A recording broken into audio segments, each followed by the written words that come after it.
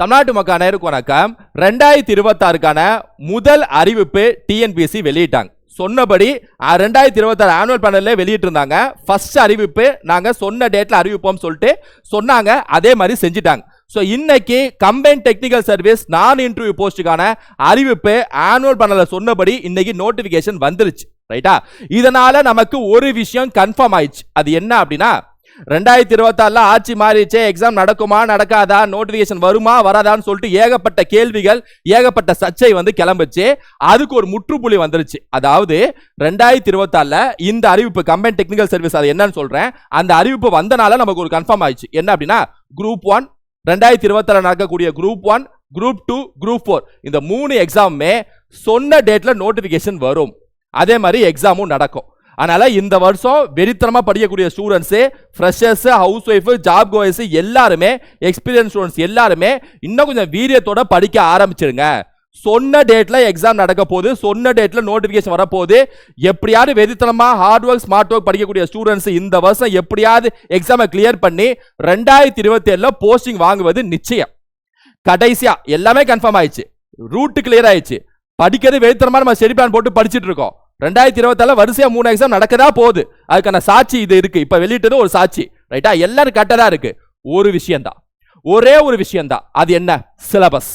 GS maths கூட இல்ல, தமிழ், பொது தமிழ்ல இருக்கக்கூடிய யூனிட் 7 யூனிட்ஸ்ல இருக்கக்கூடிய சிலபஸ்ல அவுட் சோர்ஸ்ல இருந்து கேட்கக்கூடிய கேள்விகளை நாங்க கேட்க மாட்டோம் சொல்லக்கூடிய ஒரு அறிவிப்போ, இல்லனா அவுட் சோர்ஸ்ல இருந்து கேட்கக்கூடிய அந்த டாபிக்ஸை தூக்குறது அப்படின்னு சொல்லக்கூடிய ஒரு அறிவிப்போ, சிலபஸை மாற்றக்கூடிய ஒரு அறிவிப்போ கண்டிப்பா டிஎன்பிஎஸ்சி வெளியிட்டே தீரணும். கண்டிப்பா வெளியிட்டு தீரணும். அதுக்கான கோரிக்கையை நம்ம இன்னும் கொஞ்சம் வீரமா வச்சுக்கிட்டே தான் இருக்கோம். எல்லா வீடியோலும் வச்சுக்கிட்டே தான் இருக்கோம். புது ஆட்சி வேற மாறி இருக்கு. அப்ப கண்டிப்பா இப்ப ரீஃபார்ம் தேவை. இருக்கக்கூடிய சிலபஸ், இந்த புது சிலபஸ் ஒன்னு தமிழ்ல வெளியிட்டு இருக்காங்களா 7 யூனிட், அதுல இருக்கக்கூடிய சிலபஸ்ல என்னென்ன டாபிக்ல அவுட் சோர்ஸ்ல இருந்து கேட்பாங்களோ ஒன்னு அதை தூக்கணும், இல்லனா கேட்க மாட்டோம். ஸ்கூல் புக்ஸ் எஸ்எஸ்எல்சி ஸ்டாண்டர்ட் சொல்லிக்கனால அதுல இருந்தே கேட்போம் சொல்லக்கூடிய, அதுல இருந்தா கேட்போம்ங்கிற ஒரு என்ன சொல்ல உறுதித்தன்மையை டிஎன்பிஎஸ்சி அறிவிப்பா வெளியிடணும். இதை நம்ம எல்லாம் கேட்டுக்கிறோம். ரைட்டா? அதையும் நம்ம திரும்ப கேட்போம். இப்போதைக்கு இந்த கம்பைன் டெக்னிக்கல் சர்வீஸ் நான் இன்டர்வியூ இருக்குல்ல, அதை பத்தி நான் சொல்லிடுறேன். இந்த எக்ஸாம் பொறுத்த வரைக்கும் பாத்தீங்கன்னா நோட்டிபிகேஷன் இன்னைக்கு ரிலீஸ் பண்ணிருக்காங்க. இந்த மாசம் 27ஆம் தேதியில இருந்து அப்ளை பண்றதுக்கான டேட் ஸ்டார்ட் ஆகுது. அடுத்த மாசம் ஜூன் மாசம் 25ஆம் தேதி வரைக்கும் நீங்க அப்ளை பண்ணலாம், லாஸ்ட் டேட். இந்த எக்ஸாமை பொறுத்த வரைக்கும் பாத்தீங்கன்னா எக்ஸாம் டேட் இன்னும் அனௌன்ஸ் பண்ணல, நோட்டிபிகேஷன் மட்டும் தான் ரிலீஸ் பண்ணிருக்காங்க. எக்ஸாம் டேட் கூடிய சீக்கிரம் அறிவிப்பு கொடுப்பாங்க. இப்போதைக்கு பொறுத்த வரைக்கும் பாத்தீங்கன்னா இந்த கம்பைன் டெக்னிக்கல் சர்வீஸ் நான் இன்டர்வியூ போஸ்ட்ல 2 பேப்பர். அதுல பேப்பர் 1 பொறுத்த வரைக்கும் பாத்தீங்கன்னா GS maths Tamil group 4 group 2 மாதிரியே. என்ன ஒரே ஒரு வித்தியாசம் என்ன அப்படின்னா தமிழை பொறுத்த வரைக்கும் எலிஜிபிலிட்டி, தமிழை பொறுத்த வரைக்கும் எலிஜிபிலிட்டி ஒரு 40% நீங்க கரெக்டா 40% ஃபர்ஸ்ட் தமிழை கரெக்ட் பண்ணுவாங்க. 100க்கு 40 கேள்வி நீங்க சரியா வாங்கிட்டீங்க அப்படின்னா ஜிஎஸ் மேத்ஸ் ஸ்கோரிங் பேப்பரா கரெக்ட் பண்ணி முடிப்பாங்க. ரைட்டா? சோ இது வந்து தமிழை பொறுத்த வரைக்கும் எலிஜிபிலிட்டி. இது பேப்பர் 1. பேப்பர் 2 வந்து கோர் பேப்பர் அப்படின்னு சொல்லிட்டு சொல்லுவோம். அதுல வந்து இன்ஜினியரிங், ஆர்ட்ஸ் சம்பந்தப்பட்ட எல்லா ஃபீல்டும், எல்லா துறைகளும் இருக்கு. Agriculture, mechanical, automobile, chemistry, zoology இந்த மாதிரி படிப்புலாம் படிச்சிருக்கணும் இந்த எக்ஸாம் எழுதுறதுக்கு. ரைட்டா? சோ இது வந்து பேப்பர் 2. மொத்தமா பேப்பர் 1, பேப்பர் 2 இதெல்லாம் பாஸ் பண்ணிட்டீங்கன்னா உங்களுக்கு வந்து வேலை கிடைக்கும். இதான் வந்து சிம்பிளா சொல்றேன் இந்த எக்ஸாமை பத்தி. அதே மாதிரி இந்த எக்ஸாம்ல இருக்கக்கூடிய அந்த ஒவ்வொரு துறைகள் இருக்குல்ல, அந்த துறைகள்லாம் எடுத்துக்காட்டுக்கு சொல்லணும் அப்படின்னா அசிஸ்டன்ட் ஜியாலஜிஸ்ட், அதுக்கான டிபார்ட்மெண்ட் என்னன்னா அப்படின்னா ஜியாலஜி அண்ட் மைனிங், அதுல ஒரு 8 வேகன்சி. அசிஸ்டன்ட் ஜியாலஜிஸ்ட் அக்ரிகல்ச்சர் இன்ஜினியரிங்ல ஒரு 2 வேகன்சி. அசிஸ்டன்ட் இன்ஜினியர் அக்ரிகல்ச்சர் இன்ஜினியரிங்ல ஒரு 64 வேகன்சி. அக்ரிகல்ச்சர் ஆஃபீஸர் ஏஓ அக்ரிகல்ச்சர்ல ஒரு 11 வேகன்சி. இந்த மாதிரி horticulture office 17 vacancy, assistant engineer 38 வேகன்சின்னு சொல்லிட்டு அப்படியே அது பாட்டுக்கு வருது. மொத்தமா பாத்தீங்க அப்படின்னா 461 வேகன்சி, 461 வேகன்சி மொத்தமா ஒட்டுமொத்த துறைகள்லாம் சேர்த்து இந்த ஒரே எக்ஸாம்ல எத்தனை வேகன்சியை ஃபில் பண்ண போறாங்க டிஎன்பிஎஸ்சி கவர்மெண்ட் எப்படி ஃபில் பண்ண போறாங்கன்னா 461 வேகன்சி வந்து ஃபில் பண்ண போறாங்க. ரைட்டா? சோ அதையும் நம்ம வந்து பார்க்கணும். சோ மொத்தம் 461 வேகன்சி. எக்ஸாம் நோட்டிபிகேஷன் டேட் எப்ப முடிகிறது, எப்ப பேப்பர் 1 பேப்பர் 2 சொல்லிட்டு எக்ஸாம் பேட்டர்ன் உங்களுக்கு சொல்லிட்டேன். ரைட்டா? ஓரளவுக்கு ஒரு கிளியர் ஐடியா கிடைச்சிருக்கும். ஏஜ் குவாலிஃபிகேஷனை பொறுத்த வரைக்கும் குறிப்பிட்டு ஒரு ஏஜ்னு சொல்ல முடியாது. ஒவ்வொன்றுக்கும் வந்து மேக்ஸிமம் ஏஜ் வந்து மாறுது. இப்போ எடுத்துக்காட்டுக்கு சொல்லணும் அப்படின்னா assistant engineer, mechanical manager, assistant engineer இந்த பொறுத்த வரைக்கும் மேக்ஸிமம் ஏஜ் வந்து 32, ரிலாக்ஸேஷன் உண்டு. ரைட்டா? ஆனா ஜூனியர் போட்டோகிராஃபரை பொறுத்த வரைக்கும் மேக்ஸிமம் ஏஜ் 42 வரைக்கும் வச்சிருக்காங்க. ஸோ ஒவ்வொரு துறை வாரியா மாறுது. இப்போதைக்கு மேக்ஸிமம் ஏஜ் 32ன்னு வச்சுக்கோங்க. மெஜாரிட்டி ஆஃப் த துறைக்கு மேக்ஸிமம் ஏஜ் வந்து 32ன்னு வச்சுக்கலாம். ஆமா, மெஜாரிட்டி ஆஃப் த துறைகளுக்கு மேக்ஸிமம் ஏஜ் 32.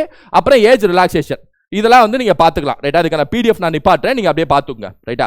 சோ அப்ப என்னென்ன போஸ்டிங், எத்தனை வேகன்சிஸ், ஒவ்வொன்றும் எத்தனை வேகன்சி, நோட்டிபிகேஷன் இப்ப ஸ்டார்ட் ஆகுது முடியுது, பேப்பர் 1 பேப்பர் 2, அப்புறம் ஒவ்வொன்றுக்கும் என்ன ஏஜ் லிமிட் என்ன, அதுக்கு என்ன மேக்ஸிமம் ஏஜ் என்ன அப்படிங்கிறத பார்க்குறோம் ரைட்டா. ஸோ அதே மாதிரி தான் மற்றதுக்கும் SC ST அது தனி பிரிவாக கொடுத்துருக்காங்க அந்த ஏஜ் லிமிட்டை பொறுத்த வரைக்கும் சொல்லணும்னா. அதே மாதிரி எக்ஸாம் பேட்டர்னில் முக்கியமாக எத்தனை கேள்விகள் கேட்பாங்கன்னா as usual group 4 group 2 exam மாதிரியே உங்களுக்கு வந்து இருக்கும் கேள்விகள். அதாவது இதில் பொறுத்த வரைக்கும் பார்த்தீங்கன்னா பேப்பர் 1 என்ன சொன்னேன், Tamil eligibility test, general studies, maths, இது மூணுமே பொறுத்த வரைக்கும் பார்த்தீங்கன்னா 100 75 25. இப்போ குரூப் 4ல என்ன பேட்டர்னோ அதே தான். ஸோ மொத்தம் 3 மணி நேரம் 150 கேள்வி 150 கேள்வி மொத்தம் 300 மார்க்கு, அதாவது 150 மார்க்கு 150 மார்க்கு மொத்தம் 300 மார்க்கு 200 கேள்விகள். இதே பேட்டர்ன் தான் ரைட்டா. பேப்பர் 1 பொறுத்த வரைக்கும். பேப்பர் 2 பொறுத்த வரைக்கும் சப்ஜெக்ட் கோர் சப்ஜெக்ட் ரைட்டா. ஸோ அதில் பொறுத்த வரைக்கும் 200 கேள்விகள் 3 மணி நேரம் 300 மார்க், 200 கேள்விகள் மொத்தமாக கேட்பாங்க, 3 மணி நேரம் டைம் கொடுப்பாங்க, 300 மார்க் அடிக்கணும் ரைட்டா. ஸோ இது மொத்தமாக இப்படி இருக்கு. ஸோ இது ஒன்று. ஸ்கோரிங் பேப்பருங்கிறது இது 2 தான். அதாவது GS மேத்ஸ் அடங்கி அந்த 150 மார்க்கும், கோர் பேப்பர் 2 இருக்கக்கூடிய 300 மார்க்கும், இது 2 சேர்த்து 450 மார்க். இதான் வந்து main mark, total maximum mark, main mark 450. இந்த 450க்கு நீங்க எவ்வளவு எடுக்கிறீங்களோ மெரிட் லெவல்ல உங்களுக்கு வேலை கன்ஃபார்ம் ரைட்டா. இந்த வேலை confirm. CTS combined technical service நான் இன்டர்வியூ. ஸோ இந்த மாதிரி போகுது. அப்புறம் மினிமம் குவாலிஃபைங் மார்க்ஸ் அதெல்லாம் நமக்கு தேவையில்ல. Type mode of examination. இந்த மோட் ஆஃப் எக்ஸாமினேஷனை பொறுத்த வரைக்கும் இந்த பேப்பர் 1 சொன்னேன்ல GS மேத்ஸ் தமிழ், அது வந்து OMRல எழுதணும். நீங்க OMRல ஷேர் பண்ணா போதும். அதுக்கப்புறம் இந்த கோர் சப்ஜெக்ட் சொன்னால பேப்பர் 2 அதெல்லாம் முடிச்சிருந்தீங்க அப்படின்னா நீங்க அப்ளை பண்ணலாம். அதுக்கு வந்து கம்பைன் ஏதாவது CBT மோடு, அதாவது கம்ப்யூட்டர் மோடு ரைட்டா, ஆன்லைன் டெஸ்ட். ஸோ இதை வந்து இதில் இருக்கக்கூடிய சில சேஞ்சஸ். இந்த பேப்பர் 1 சொன்னேன்ல, அதாவது தமிழ் எலிஜிபிலிட்டி பேப்பர்னு சொன்னேன்ல, அதில் பொறுத்த வரைக்கும் பாருங்களேன் 40% குவாலிஃபைங் பேப்பர். அது வந்து ஒரு குவாலிஃபைங் பேப்பர், என்ட்ரன்ஸ் டெஸ்ட் மாதிரி குவாலிஃபைங் பேப்பர். தமிழ் மூணுமே சேர்த்து ஒரு 3 மணி நேரம் எழுத போறீங்க கரெக்ட் தான். ஆனால் தமிழ் பேப்பர் மட்டும் தனியாக திருத்துவாங்க ஃபர்ஸ்ட். அதில் 40% நீங்கள் மார்க் எடுத்துட்டீங்கன்னா மெயினான பேப்பர் GS மேத்ஸ், அதை தான் ஃபுல்லாக ஸ்கோரிங்க்கு வச்சுக்குவாங்க. மெயினாக உங்கள் ரிசல்ட்டுக்கு கட் ஆஃப்க்கு GS மேத்ஸ் தான் எடுத்துக்குவாங்க பேப்பர் 1 பொறுத்த வரைக்கும். நம்ம இந்த மாதிரி கூட தான் கேட்டுட்டு இருக்கோம். இந்த குரூப் 4 குரூப் 2 பொறுத்த வரைக்கும் இந்த மாதிரி ஒரு கோரிக்கையும் நம்ம வச்சுட்டு இருக்கோம். அதாவது ஏன் எப்போ பார்த்தாலும் தமிழ் இங்கிலீஷ் பிரச்சனை கஷ்டம் ஈஸி அது இது, குரூப் 4ல இங்கிலீஷை சேர்க்கணும் இல்லை தமிழை தூக்கணும், இப்படி இருக்கிறதுக்கு தமிழ்னு ஒரு பேப்பரை வச்சுட்டு குவாலிஃபைங் எலிஜிபிலிட்டி 40% அப்படி வைக்கிறதும் ஒரு சரியான ரூட்டு தான். எந்த பிரச்சனையும் வராது ரைட்டா. ஏன்னா தமிழ் இருக்கவும் செய்யுது, அதில் படிக்கவும் செய்யணும். 50% கூட வைக்கலாம், 50% அடிக்கவும் செய்யணும். வட இந்திய மற்ற மாநிலங்கள் வரலாம் கட் பண்ணி விட்டுலாம். பியூர் இதில் வச்சுக்கிட்டு மீதி ஸ்கோரிங் பேப்பரா ஸ்கில் GS மேத்ஸ் ஸ்கில் இருக்கிறவங்க உள்ள வரலாம் அப்படிங்கிறதும் நம்ம கோரிக்கையாக வச்சுட்டு தான் இருக்கோம் ரைட்டா. ஸோ இதுவும் நிறைய ஸ்டூடெண்ட் சொன்னீங்க, அந்த கோரிக்கை நம்ம வச்சுட்டு தான் இருக்கோம் இந்த சிலபஸ் சேஞ்சை பொறுத்த வரைக்கும். ஸோ இது வரைக்கும் நான் சொன்னது எல்லாமே உங்களுக்கு தெளிவாக புரிஞ்சிருக்கும்னு நினைக்கிறேன். கீழே PDF தரேன், அந்தந்த டிபார்ட்மெண்ட் நீங்கள் படிச்சதுங்க அப்படி உங்களுக்கு குவாலிஃபிகேஷன் இருக்குது, எஜுகேஷன் குவாலிஃபிகேஷன் இருக்குது, ஏஜ் குவாலிஃபிகேஷன் இருக்குது அப்படின்னா இந்த நோட்டிஃபிகேஷன் படி இந்த எக்ஸாம் நீங்கள் அப்ளை பண்ணலாம் ரைட்டா. அப்ளை பண்ணி எக்ஸாம் எழுதலாம். இல்லை அப்படின்னா குரூப் 1 வரப்போகுது, குரூப் 2 வரப்போகுது, குரூப் 4 வரப்போகுது. 2024 சொன்னபடி எல்லா நோட்டிஃபிகேஷன் வரதா போகுது, எல்லா எக்ஸாம் நடக்கதா போகுது, நீங்கள் எல்லாத்தையும் எழுததா போறீங்க, நீங்கள் பாஸ் கண்டிப்பாக ஆகதா போறீங்க, போஸ்டிங்க வாங்கதா போறீங்க ரைட்டா. அதனால எந்த மாற்ற கருத்து இல்லை. சரியா அடிக்கிறீங்க, சரியா காய நகர்த்தி கொண்டு போறீங்க. இந்த வருஷம் பாஸ் அவுட் ஆனவங்க, அதாவது இந்த வருஷம் காலேஜ் முடிச்சவங்களும் இந்த எக்ஸாம்ஸ் எல்லாமே வரிசையா எழுதலாம். குரூப் 1 குரூப் 2 குரூப் 4 சொல்லிட்டு நம்மள்ட்ட கூடிய ஒரே விஷயம் தான், ஒரே ஒரு பிரச்சனை தான், சிலபஸ்ல இருக்கக்கூடிய தமிழ் சிலபஸ் ரைட்டா. இந்த தமிழ் சிலபஸ்ல நான் என்னோட நிலைப்பாடை மட்டும் சொல்லிடுறேன் ரைட்டா. என்னோட நிலைப்பாடை நான் சொல்லிடுறேன். நமது நிலைப்பாடு, நம்ம அகாடமியோட நிலைப்பாடு என்னதுன்னா, நமது அகாடமியோட நிலைப்பாடு என்ன அப்படின்னா, நான் எல்லாம் யோசிச்சு ஒரு நிறைய விஷயத்தை ஆராய்ஞ்சு தான் நான் சொல்றேன். என்னன்னா 2 சொல்யூஷன் தான், நிறைய சொல்லியிருப்பேன் சொல்றேன். ஃபர்ஸ்ட் சொல்யூஷன் TNPSC பொறுத்த வரைக்கும் 10ஆம் வகுப்பு தரம் சொல்லியிருக்காங்க, 10th லெவல்னு சொல்லியிருக்காங்க. இதை வச்சு தான் சர்ச்சையே வந்துச்சு 2025ல். 10ஆம் வகுப்பு தரம் சொல்லக்கூடிய TNPSC கேட்கக்கூடிய கேள்விகளும் 10ஆம் வகுப்பு தரத்தில் இருக்கணும். ஆனால் அவங்க எங்கே வேணா போறதுக்கு அவங்க என்ன காரணம் சொல்றாங்கன்னா, அப்படிதான் போவோம், அதெல்லாம் நீங்க இதெல்லாம் பார்க்கக்கூடாது, போட்டி தேர்வு அப்படின்னு சொல்லிட்டு சொல்லி ஏதோ சொல்றாங்க. சிலபஸ்ல இருக்கிறத கேட்டோம்ல அதை மட்டும் பாருங்க அப்படின்னு சொல்லிட்டு சொல்றாங்க. 10ஆம் வகுப்பு தரம் சொன்னோம், சிலபஸ்ல இருந்தானே கேட்டிருக்கோம், சொல்லும் பொருளும் சொன்னோம். எந்த காலத்தை சொல்லும் பொருளும் சொல்லையே, 1950கள் சொல்லும் பொருளும்லாம் ஒன்றும் சொல்லலையே. அப்ப எங்க வேணா போயிட்டு எடுத்து வந்து கொடுப்போம், ஏன்னா சிலபஸ்ல இருக்கிறத கேட்டோம்ல அதை பாருங்க அப்படின்னு சொல்லிட்டு TNPSC சொல்றாங்க ரைட்டா. அதனால தான் சொல்றோம், இவங்க என்ன வேணா கேள்வியை கேட்டுட்டு சிலபஸ்ல இருக்கிறனால தான் கேட்டோம் அப்படின்னு சொல்லிடுவாங்க. அதுக்காக தான் நான் சொல்றேன், சிலபஸ்ல தூக்க சொல்றேன். இது புரியுதா? அதுக்காக தான் நான் சொல்றேன், இந்த யூனிட் 4, யூனிட் 6, யூனிட் 2ல ஃபர்ஸ்ட் பேரா இந்த மனப்பாடம் பண்ணக்கூடிய விஷயம் இருக்குல்ல, இந்த 7 யூனிட்ல அந்த விஷயம் எல்லாத்தையுமே அழகா டிஎன்பிஎஸ்சி சிலபஸ்ல இருந்து தூக்கி விட்டோன்னு வைங்க, தூக்கி விட வச்சிட்டோன்னு வைங்க. அதுக்கப்புறம் ஒரு ரீஃபார்ம் சிலபஸ் வரும்ல, அப்புறம் கேட்கக்கூடிய கேள்விகள் அந்த காரணம் சொல்ல முடியாது. அதுக்காக தான் சொல்றேன். அதனால 10th standard level outsource, no outsource, பள்ளி புத்தகத்துல இருந்தா கேட்போம் அப்படின்னு சொல்லி டிஎன்பிஎஸ்சி அறிக்கை வெளியிடணும். ஆனா எனக்கு தெரிஞ்சு இந்த அறிக்கை கண்டிப்பா வெளியிட மாட்டாங்க. ரைட்டா? என்னால அடிச்சு சொல்ல முடியும். ஏன்னா இந்த அளவுக்கு ஒரு பப்ளிக் சர்வீஸ் கமிஷன், ஒரு அரசியலமைப்பு நிர்ணய கான்ஸ்டிடியூஷனல் பாடி இது அறிக்கை வெளியிட்டாங்கன்னா இறங்கி போயிட்டாங்கன்னு அர்த்தம். இறங்கி போக மாட்டாங்க. ரைட்டா? இருந்தாலும் நம்ம கேட்போம், கோரிக்கை வச்சுதான் இருக்க போறோம். 10ஆம் ஏன்னா கேள்வி எடுக்கிறது அவங்களோட முடிவுல இருக்கு. அதனால இந்த சொல்யூஷன் வைப்போம். ஆனா எனக்கு இதுல பெரிய லெவலில் நம்பிக்கை இல்லை. 10ஆம் வகுப்பு தரணும் நான் கேட்டுக்கிறேன், உங்களுக்கு ஏற்ற மாதிரி அவுட் சோர்ஸ் எடுக்க மாட்டேன், இல்லைன்னா ஒரு 10 PDF கொடுத்துட்டு இதை மட்டும் படிங்க அப்படின்னு சொல்லிட்டு எந்த அமைப்பும் சொல்லது இல்லை, இந்தியா விளையாட்டுல இல்லை. இருந்தாலும் கேட்போம். ஆனா ஃபர்ஸ்ட் சொல்யூஷன் எனக்கு நம்பிக்கை இல்லை.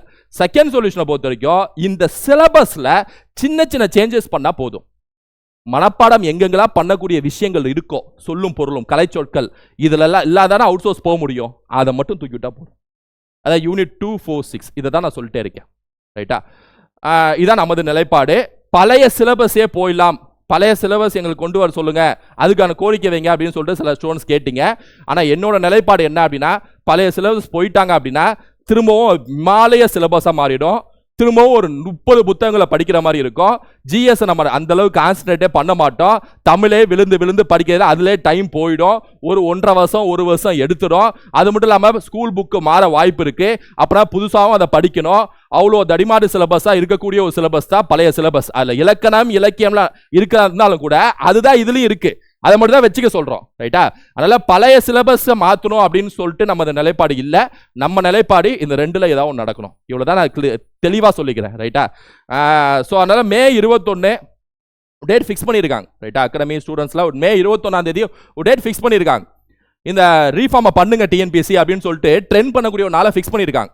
அந்த நாளில் அடிச்சு நவுத்துங்க. Insta, Twitter, WhatsApp, YouTube, Facebook ரீல்ஸா அடிச்சு தள்ளுங்க. ரைட்டா? இந்த ஆட்சியை பொறுத்த வரைக்கும் இவங்க ஆன்லைனை ரொம்ப ரொம்ப நம்புறாங்க. அதனால ஆன்லைன்ல அடிச்சு கோரிக்கை வச்சு இறக்கணும்னா போதும், அது எப்படியாவது கண்ணில் போட்டுரும். ரைட்டா? அதனால தான் சொல்றேன், நான் இதுக்கு முன்னாள் கவர்மெண்ட் அதுக்கு முன்னாள் கவர்மெண்ட்னாலும் நான் சொல்லியிருக்க மாட்டேன். இந்த விஷயத்துல நான் இப்ப சொல்றேன் அப்படின்னா, இவங்க ஆன்லைனை ரொம்ப அதிகமா நம்புறாங்க. ரைட்டா? ஆன்லைன் சோசியல் மீடியா, நான் சோசியல் மீடியாவில் பெரும் விஷயத்தை கையில் வச்சு தான் ஆட்சியை பிடிச்சிருக்காங்க. இன்ஃபேக்ட் சொல்ல போனா அப்போ அதில் கண்டிப்பாக கோரிக்கை ஸ்ட்ராங்காக இறக்கணும்னா போதும், அடுத்த ஒரு 5 நாளில் டிஎன்பிசி ரிப்ளை பண்ணிடுவாங்க. ரைட்டா? அடுத்த 5 நாள் டைம் டிஎன்பிசி இதுக்கு பதில் சொல்லணும். இன்னும் இதை ஏதோ கேட்குறோம், ஒரு மாதிரி வித்தியாசமாக கேட்குறோம், அதுக்கான என்ன உங்களுக்காக பதில் சொல்லுமா டிஎன்பிசி அப்படின்னு நினைக்க வேண்டாம். இது ஒரு ஆக்கப்பூர்வமான கோரிக்கை, இட்ஸ் எ ரிக்வஸ்ட். ரைட்டா? அதையும் நான் சொல்லிக்கிறேன். ஸோ அதனால் இந்த ரிக்வஸ்ட்டை டிஎன்பிசி கண்டிப்பாக செய்வாங்கிறத நம்ம நம்புவோம். ரைட்டா? ஸோ மே 21 அந்த ஒரு நாள் மட்டும் இல்லை, ஒரு நாள் ஸ்ட்ராங்காக வச்சுட்டு அடுத்த 5 நாள் தொடர்ச்சியாக வைப்போம், தொடர்ச்சியாக கோரிக்கை வச்சுட்டே இருப்போம்.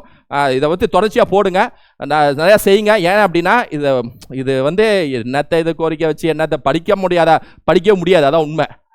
இப்போ என்ன படிக்கிற வேலையை விட்டுட்டு என்ன இதை பண்ண சொல்கிறீங்க? ஒன்றும் படிக்கிற வேலையை கூட சொல்ல சார். ஜிஎஸ் மேத்ஸை படிங்க சார், தமிழில் இலக்கணம் இலக்கியம்லாம் படிங்க சார். அந்த மனப்பாடம் பண்ணக்கூடிய விஷயம் இருக்குல்ல சார், நான் அடிச்சு சொல்றேன் சார், அடிச்சு சொல்றேன். கலைச்சொற்கள், மொழிபெயர்ப்பு, சொல்லும் போல யூனிட் 2 இருக்குல்ல, என்னால அடிச்சு சொல்ல முடியும். உங்களால 2 நாள் தாண்ட முடியாது. ஸ்கூல் புக்கை படிச்சிருவீங்க, அதை நான் சொல்ல பக்குனே இருக்கும். 4 நாள் தாண்ட முடியாது. ஸ்கூல் புக்கை படிச்சிருவீங்க, அந்த விஷயத்துல மட்டும் சொல்றேன். நான் ஜிஎஸ் மேத்ஸ் மற்ற சொல்ல, அதுல மட்டும் சொல்றேன். ரைட்டா? மைண்ட்ல ஏத்திருவீங்க ஸ்கூல் புக்கு. ஆனா எக்ஸாம் டிசம்பர் மாசம் 25 தானே, டிசம்பர் 25 வரைக்கும் பக்குனே இருக்கும். என்ன ஆகுதுன்னு தெரியும், என்ன ஆக போகுதுன்னு தெரியல, அப்படியே தான் ஓடும். அதுக்காக தான் சொல்றேன், கிளியர் மைண்ட், கிறிஸ்டல் கிளியரா மைண்ட் செட் இருந்தா மட்டும்தான் படிக்கிறதுக்கு படிச்சு முடிக்க தோணும். ரைட்டா? ஃபுல்லா 200க்கு 190 கேள்விகள் 150 கேள்வி அடிக்கணும், அந்த விஷயம் இருக்குல்ல, அது அப்பதான் நிறைவேறும். அதுக்காக தான் சொல்றேன். ஸோ கண்டிப்பா அந்த கோரிக்கை வைப்போம். ரைட்டா? அடுத்த விஷயத்தில் நானும் சந்திக்கிறேன். பிளஸ் நம்ம சேனல்ல அடுத்த வீடியோஸ் நம்ம டாபிக் வைஸ் எல்லாமே கொண்டு போவோம். ரைட்டா? சாத்திய வீடியோவில் சந்திக்கிறோம். உங்க ஃப்ரெண்ட்ஸ் ஷேர் பண்ணுங்க. Thank you students.